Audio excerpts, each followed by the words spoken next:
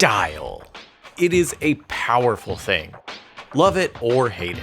When seeing something that just is, and something that showcases a strong style, the second is far more likely to stick with you.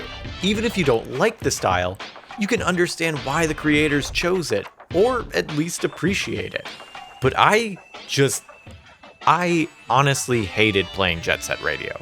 I really can't spend the next 10 minutes waxing poetic about how good it still looks, or how the music slaps, while skirting issues with the camera, and the controls, and the inconsistencies, and you can't make me play it again. I hated playing it enough that I'd rather shave my facial hair into a terrible mustache than replay it.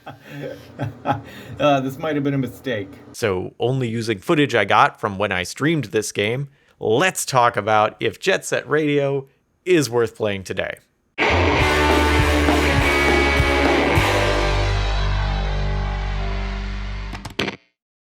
Well, folks, it's time to kick it old school.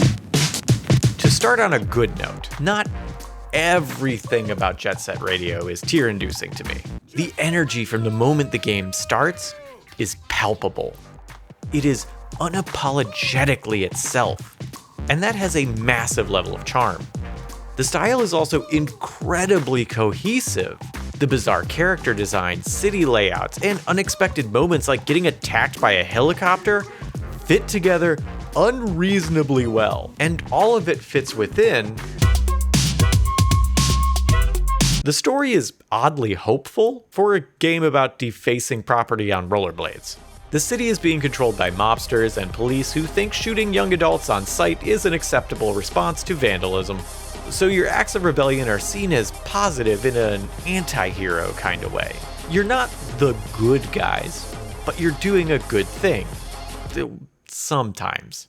Sometimes you're just tagging a building, but other times you're stopping mobsters or taking down propaganda. I don't remember many details about the story, and honestly, I'd rather try and summon Bloody Mary in my bathroom than replay it. Bloody Mary.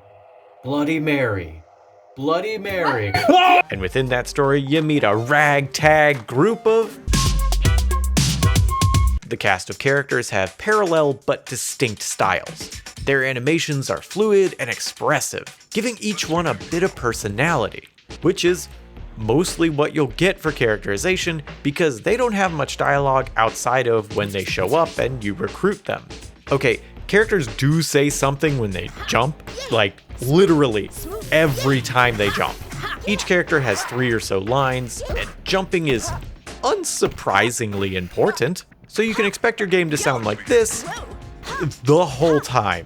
If I really wanted to showcase how annoying this gets, I would just keep this playing throughout the rest of the review, just like you have to listen to it while playing, because the only in-game audio you can control is the music level.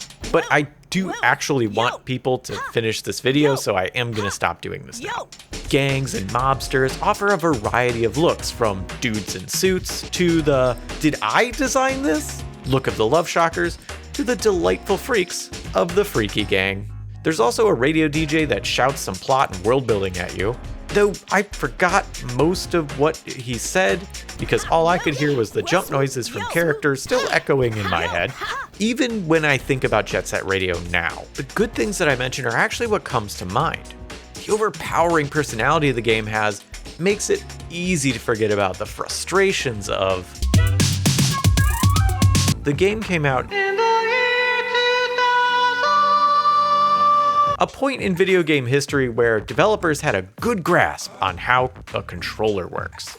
The remastered version on Steam that I played for this review came out in 2012. A point in video game history where developers had a decade more experience with making games work on a controller, even though there was a whole extra analog stick the Dreamcast didn't have. So I am absolutely dumbfounded by some of the choices they made for both the original game and that they didn't fix for the re-release. Grinding.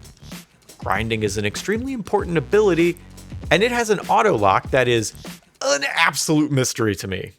Sometimes I scrape my ankle on a rail and still miss the grind, while other times I snap to it across the screen like the rail is a high-powered magnet. After 16 hours of playing, I still cannot figure out how to guarantee if I'm going to hit a grind or not. Jumping.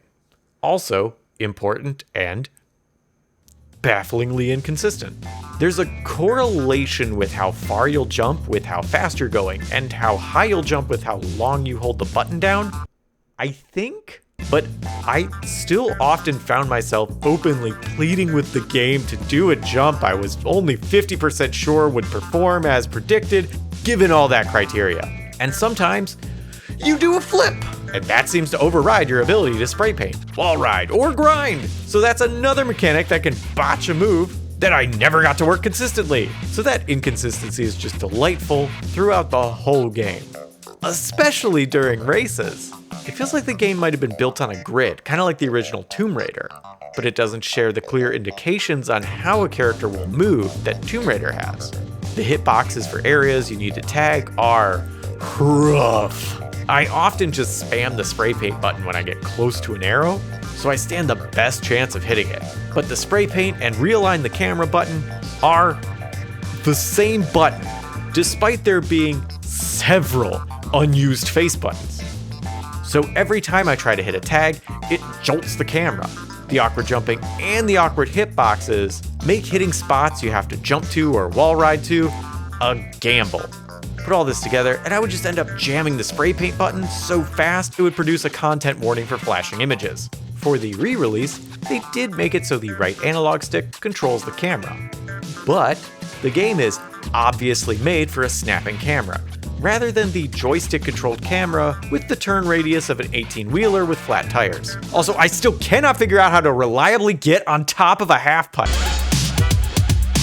There is a map, which is good.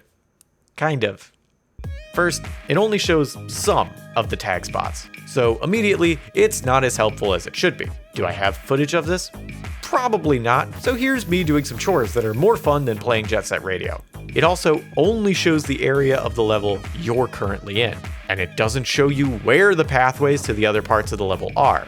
So you have to explore, or already know, which is kinda neat, but only after you learn where the connections are. And getting to that point is frustrating since every level you're on a timer. The controls for spray painting larger areas are actually pretty neat. You twist the stick to mimic the character's movements, and once you get into the groove and realize you're not supposed to reset the stick at the center after each spray, getting into the rhythm is fun. Granted, it doesn't get much more complex, so it feels like it was the first draft they never refined rather than a fully thought out idea.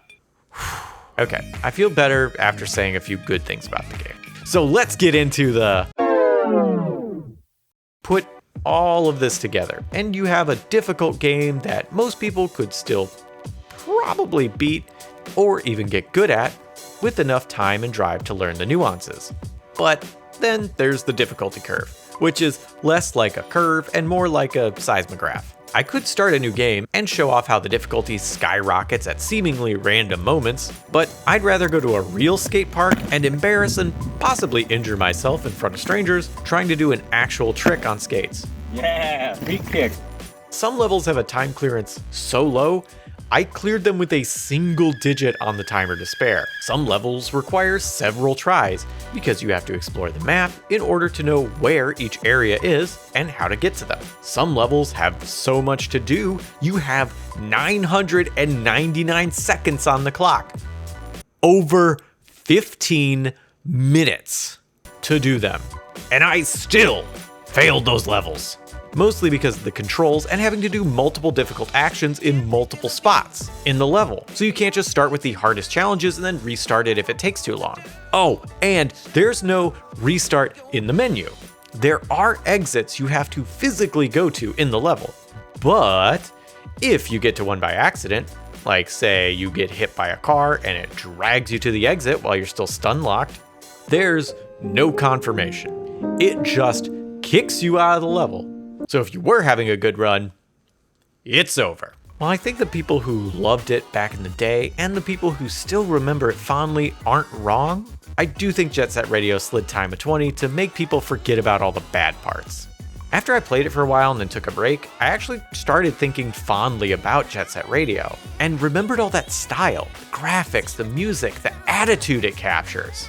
And I forgot how awful the gameplay is.